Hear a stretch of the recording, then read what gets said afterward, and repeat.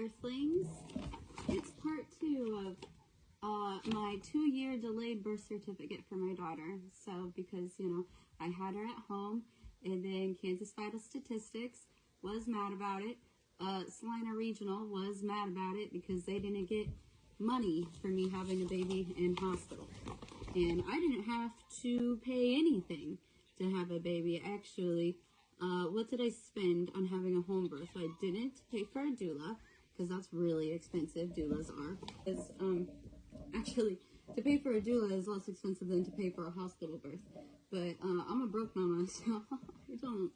And I didn't really feel like I needed a doula because I have all of the knowledge of a doula, because I've been studying this since 2015 when I had my baby, my firstborn, in hospital, and researched just a little bit about physiological birth because I wanted to understand how the heck does this work.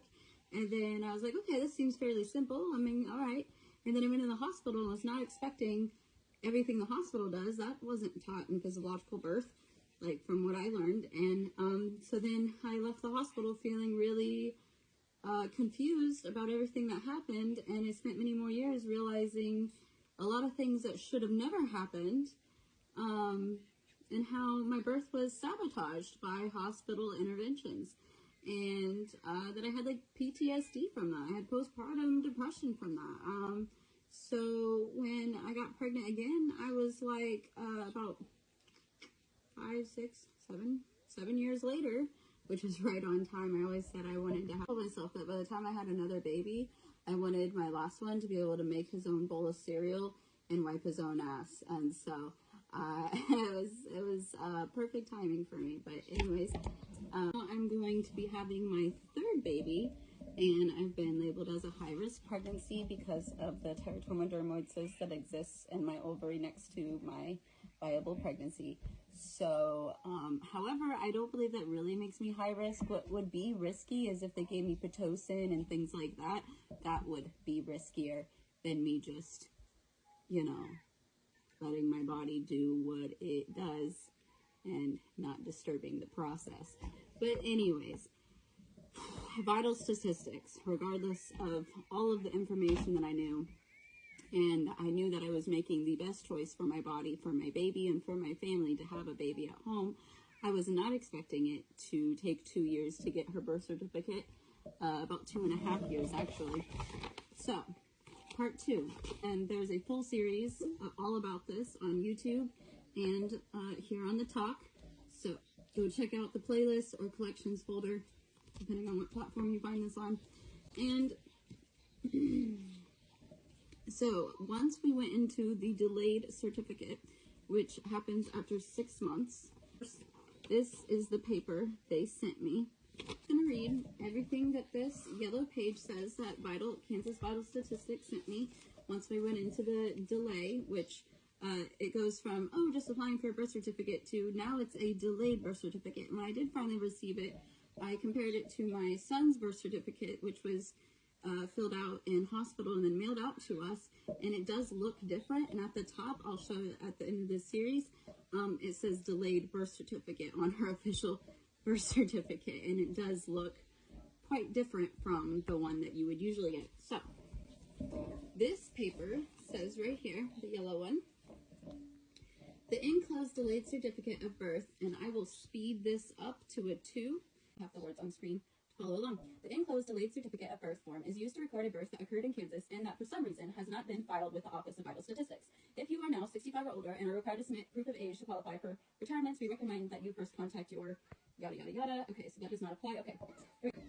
Requirements and instructions. Please follow these instructions carefully. Help us give you the best. Hi. You just don't pay attention to this. Help us give you the best service in the shortest amount of time. 1. Complete the top half of the delayed certificate of birth in black ink or use a typewriter. Typewriter? This shows how they have not updated any of this in quite a while, have they? Take the form to a notary public and sign your present legal name in the notary public's presence on the signature. Take the form to a notary public and sign your present legal name in the notary public's presence of the signature on the Take the form to a notary public and sign your present legal name in the notary public's presence on the signature registrant line. Note, if the registrant is under 18 years of age, a parent must sign the notarized document. 3. The notary will sign the certificate, indicate the commission expiration date, and apply the notary seal. This procedure will represent the sworn statement that the facts are true to the best of your knowledge. 5. If the registrant is under 10 years of age, two documents, certified or original, are required to support the filing of the certificate in Kansas. The first document must show that the mother was in Kansas at the time of birth. So, proof of address, correct? The first document must show that the mother was in Kansas at the time of birth. May I add, before it went into a delayed birth certificate, we've spoken about the first things they asked for.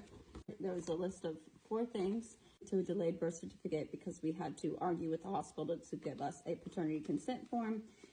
If we didn't want to put the father of my daughter on her birth certificate, then we wouldn't need the paternity consent form, but it was important for us to do that. And 6 months arguing with the hospital to give us the paperwork that we needed. And the only way to get that paperwork is through the hospital. Vital Statistics doesn't give it to us. However, Vital Statistics, when sending us what they needed, they did give us the worksheet for birth registration. That was mailed to us, a copy of it, because the hospital took copies of it and then said they'd fax it over to Vital Statistics. However, they did not fax it until about 3 weeks past the point they were supposed to. So they didn't do it the day of, they did it later, and it went into a delayed birth certificate. We are right at the cutoff line. We needed it to be sent that day. They knew that. They sabotaged us. I don't know why, other than discriminating against someone having a home birth. Head tingling. That hospital worksheet for birth registration that was mailed to us in the mail, the Kansas Department of Health and Environment Office of Vital Statistics. Here's the things you put: child's first name, middle name, last name, the date of birth, time of birth, sex, birth weight, which we didn't weigh her at all that day. She was weighed 2 days later, 7 pounds. 2 days later, she was 7 pounds. And typically babies lose a couple ounces of weight after birth. So she might have been a little heavier than 7 pounds. But yeah. And then mother's current legal name, middle name, last name, mother's last name prior to marriage, date of birth, birthplace, present resident of the state, county, city, town, location, street or number, so your whole address, zip code, mother ever married, mother married at birth, no.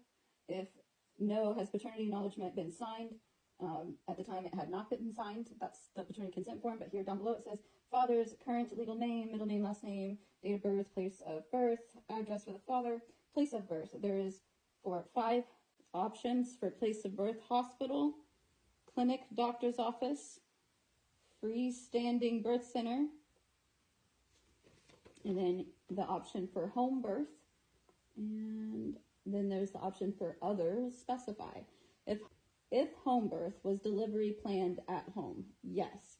There's 3 things: yes, no, and unknown. I feel like I should have just put no, we weren't planning a home birth, because I don't think they liked that we had decided to do that. It wasn't an accident. It was very intentional. You know, they were frustrated, and all the family members have been frustrated about why this has taken so long. And then they go, well, you can't give up. And I'm like, we're not giving up. We just literally, we were this close to hiring an attorney. I Googled delayed birth certificate, 2 years old. And there's lots of cases of other parents who were stuck in a delayed birth certificate because they had their babies at home, and for whatever reason, even though they sent in all the information and then more information and everything they asked for, they still weren't giving it out. And the next thing they had to do was hire an attorney to basically, and this is only if you've documented everything that you've sent, which I took pictures of everything with a timestamp, and then we paid for certified shipping as well. So I was going to have to take all the proof, show the attorney. We're going to have to basically contact through their, magical degree of being an attorney, basically hold Vital Statistics accountable for what they've asked for, because we've followed everything they've asked for. We're going to have to get an attorney involved in this, and it looked like that's what lots of other people have had to do in order to get it done. And that's